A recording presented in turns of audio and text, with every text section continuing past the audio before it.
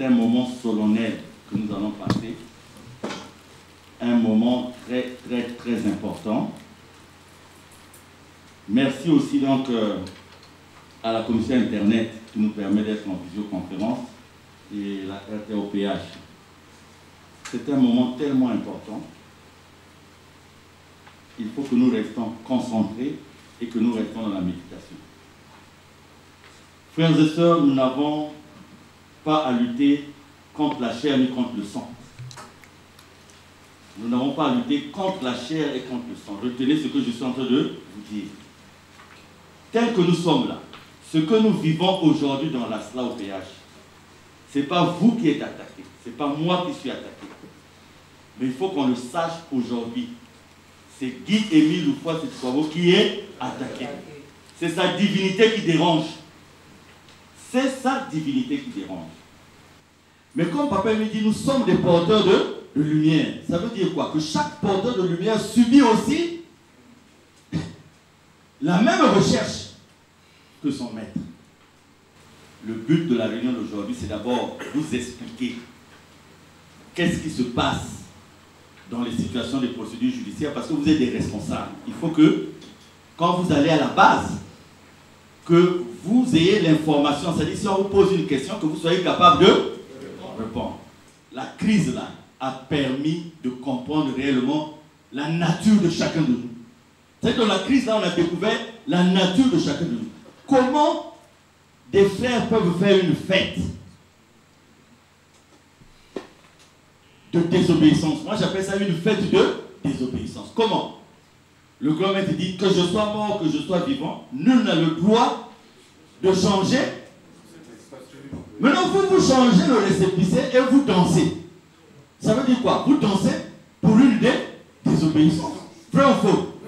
Bon, maintenant si des membres confirmés dansent parce qu'ils désobéissent à Guy-Émile, toi qui as l'enseignement, est-ce que ça va te perturber? Non. Celui qui est perturbé, c'est celui qui n'a pas cette confiance que Guy-Émile est réellement Dieu. Je vous dis, mes frères et sœurs, que si c'était la pression humaine, moi, votre président Dieu, je ne serais pas ici.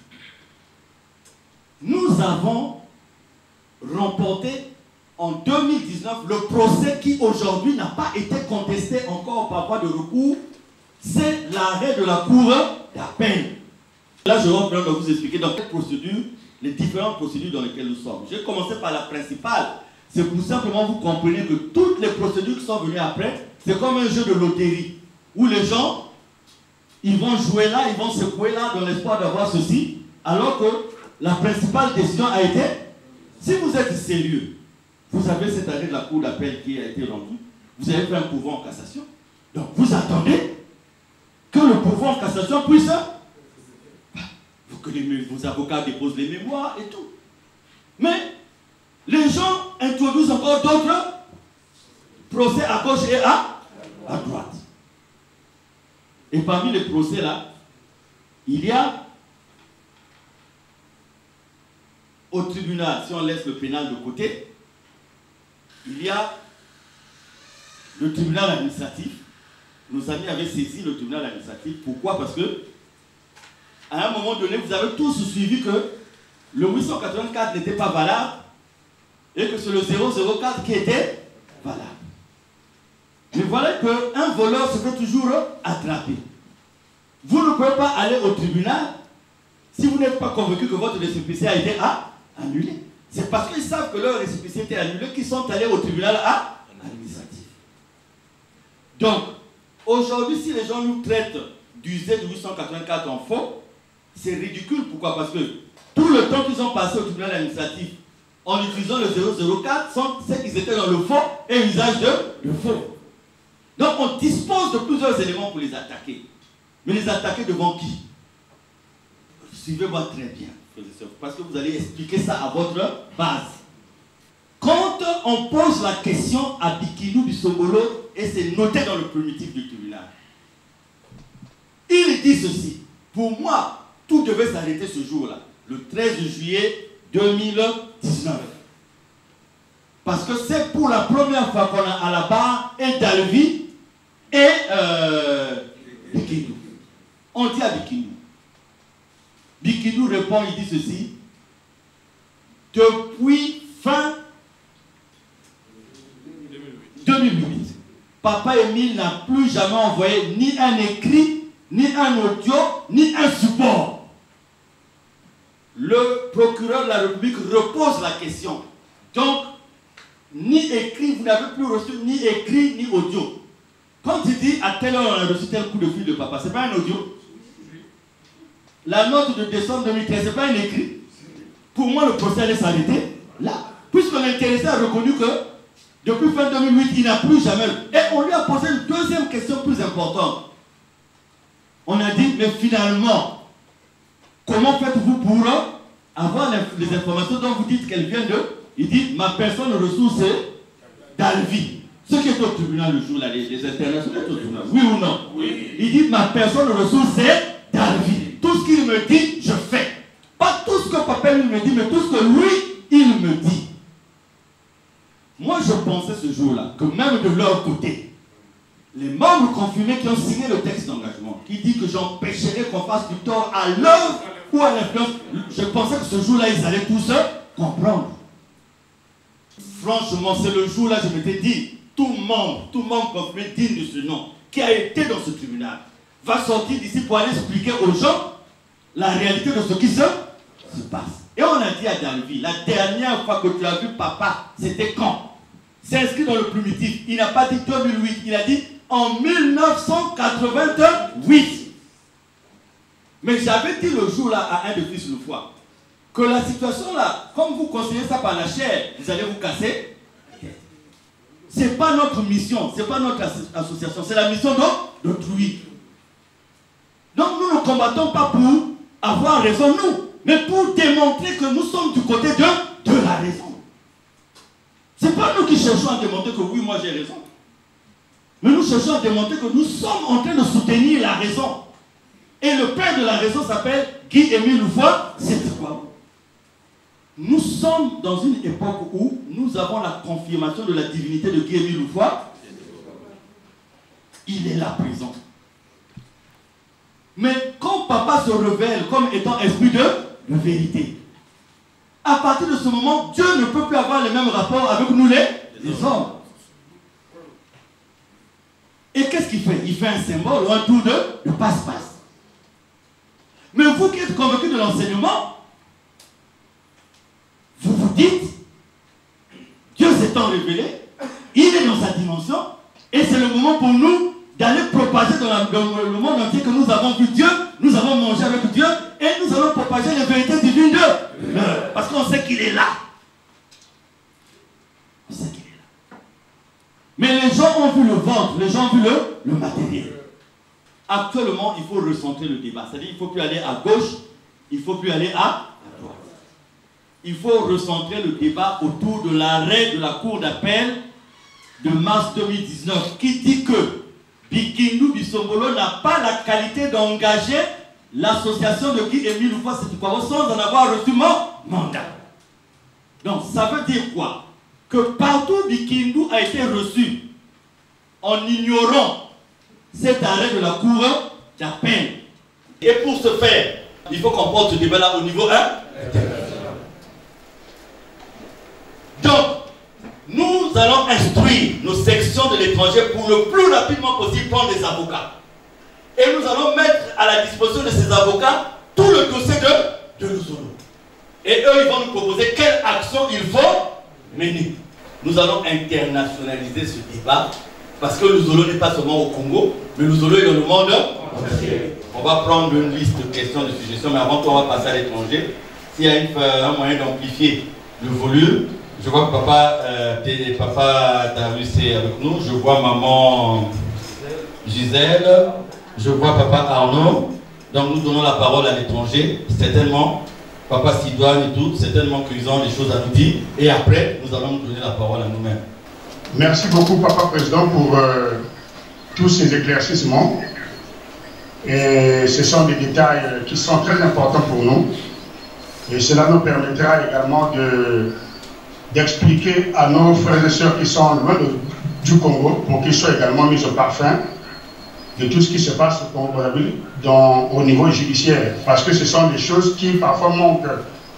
Et comme ça manque parfois, alors ça amène que certains soient détournés par ceux qui sont au service du malin. Merci beaucoup, papa. Et l'idée que tu as donnée, je crois qu'elle est très bonne. Celle d'internationaliser notre affaire.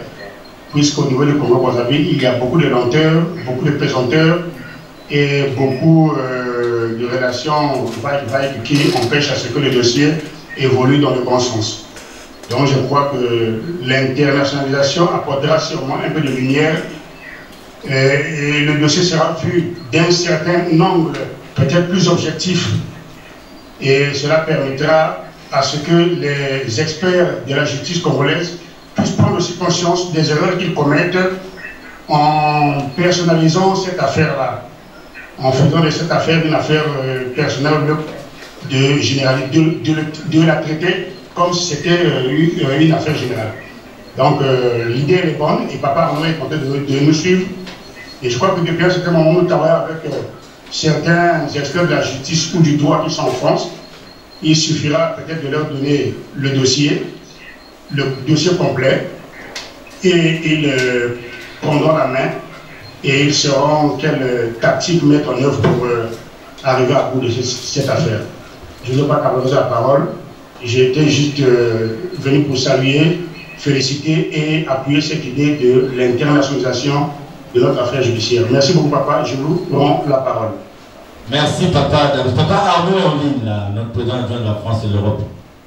Nous allons donc remercier notre chef. D'abord, merci à papa Émile de nous avoir réunis ce soir, par sa bonté et son amour. Merci aussi à papa président de la Côte BCI, notre gros chef, papa Louchard. Nous avons toujours l'idée au Congo, c'est vrai que c'est la section là où il y a notre siège, et nous avons toujours recours au Congo pendant les grandes fêtes, la Chili.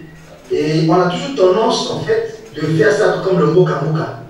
Quand ça ne va pas à Luzolo, on va voir tel frère, telle soeur. Mais papa est mis dans son idée déjà, il veut que Luzolo puisse être au niveau international. Et donc, nous devons, comme on a commencé déjà avec le texte international, partir vers l'international pour faire connaître la justice. Et nous sommes très intéressés de prendre ce sujet par rapport à ce que déjà vous avez pu voir avec la petite démonstration de Maître Bolaki, qui connaît très bien le dossier. Le fait de pouvoir, comme je vous avais proposé, d'associer les autres sections qui sont déjà affiliées, au moins, comment je vais dire, reconnues au niveau de leur pays. Et donc ces sections-là doivent contacter même un avocat qui est dans leur ville, leur exposer la situation. En comparant juste les deux statuts, aujourd'hui les avocats existent bel et bien avec leur statut à eux. Ils ont la loi, l'article numéro 12 qui dit bien qu'en cas d'empêchement du président fondateur, c'est le député qui prend toute l'association et qui gère. Tout est clair dans leur situation, de leur article de loi. Et leur article, ils ont brandi ça dans n'importe quel justice même en France. Parce que, en fait, nous n'est pas du Congo, nous est partout dans le monde entier. Nous avons aussi un mot à dire autant qu'adhérents, autant qu'associés. On ne peut pas accepter qu'un juge de Brazzaville puisse contester ce que le tribunal de Pont-de-Nord a déjà établi. Ce n'est pas possible. Alors que le tribunal de Caï, quand il décide, le tribunal de Brazzaville l'a exécuté. C'est ça, en fait, le droit. Et donc, ce que nous avons à faire, c'est de créer un comité ou collectif des avocats. Si on a 2 ou 3 avocats à l'étranger, les avocats vont travailler ensemble. Et après, on va vous soumettre le dossier. Vous allez voir avec nos avocats qui sont au Congo, qui connaissent bien le dossier. Eux tous vont travailler ensemble. Après, si vous faites des interventions télévisées, ils vont faire médiatiser partout. Et après, s'il faut intervenir ou faire des dossiers qu'on va introduire à Brazzaville, à Pont-de-Nord, pour leur donner des comptes sur ce qui est de l'évolution de la situation. Nous sommes dans ce droit-là que notre collectif puisse saisir. Voilà. Et si ça bloque, on sera même capable d'aller jusqu'à la Cour africaine de droits de l'homme, qui est au Cameroun, et aussi même à la Cour européenne, Parce que nous sommes reconnus. On ne peut pas accepter d'être abusé parce que les gens ont soif de l'argent de nous allons. Frère de ce jour, je vais vous donner juste un exemple. Il y a une cassette qu'on n'écoute pas, qui existe. Je l'ai écouté encore il y a 2 semaines. On doit chercher cette cassette. Papa Emile a envoyé un audio à maman Ono Moubalé. Il dit à moi, Ono Moubalé, je t'ai demandé le compte rendu. Tu m'as dit dans le compte rendu que l'argent, tu avais donné un pourcentage, je crois 30% au DP pour leur fonds de fonctionnement. Mais maman, c'est pas pour la première fois que je te blâme pour cet argent. Moi, je t'avais déjà interdit de donner un pourcentage dans l'argent de cotisation statutaire au DP. Mais ça, tu continues à le faire, c'est la 2e fois. Et je ne veux pas que ça puisse se produire encore. Parce que quand un bureau existe, leurs frais de fonctionnement, ce sont eux-mêmes les prochains qui doivent faire des cotisations pour pouvoir acheter des feuilles, acheter des enveloppes et matériel à chimie. Vous voyez quoi, ça existe. Et papa, il dénonce comment ils bouffaient l'argent déjà par rapport au compte rendu que eux-mêmes ils faisaient au bonnet. Voilà. Donc, je suis au vers vous, mes beaux chefs. Je vous remets la parole et puis on attend que vos décisions. Merci, papa. Le papa Miena, le Colorado. Papa Eric se prépare. Papa Miena est en direct là. Je m'appelle Mambingo, Norguel, membre confirmé de l'OPH. Je reviens de la Nicoala. Mon témoignage, je vais reculer un peu en arrière. C'est en 2019, quand nous avons célébré la fête du 8 octobre, ici à Pointe-Noire, à Mont-Sinaï. À mon retour, je passe retirer des documents chez le président adjoint avec ma fille et mon fils Bodo. À mon retour, j'arrive au village. Je me présente à la section de Popola. J'ai été chassé comme le président adjoint à Loudima. On me pose la question, Mambengo, est-ce que tu sais que là-bas, on ne va pas? J'ai dit là-bas où? Chez Mikungi. Je repose la question, je dis, qui a dit ça? Ça, c'est l'appel de Brazzaville. Je ne vais pas citer le nom. Il faut qu'on m'appelle Mambengo. Donc, ton ami, c'est Mikungi. Maintenant, dans la Nicola, on m'appelle par l'ami de Mikungi. Zambia Boga. Frères et sœurs, ce que je vous demande, c'est de me soutenir. Je suis menacé. La volonté à Dieu, Moslemjima, Ukotana, nous sommes frères et amoureux. La volonté à Dieu, Moslemjima, Ukotana, nous sommes frères et amoureux. Kanana musique na Congo ya Zambie, Bundia Munusala Keba. Donc dans la Nicola, on appelle Papa Mikungi l'ami de Mambengo. Zambia Bonga.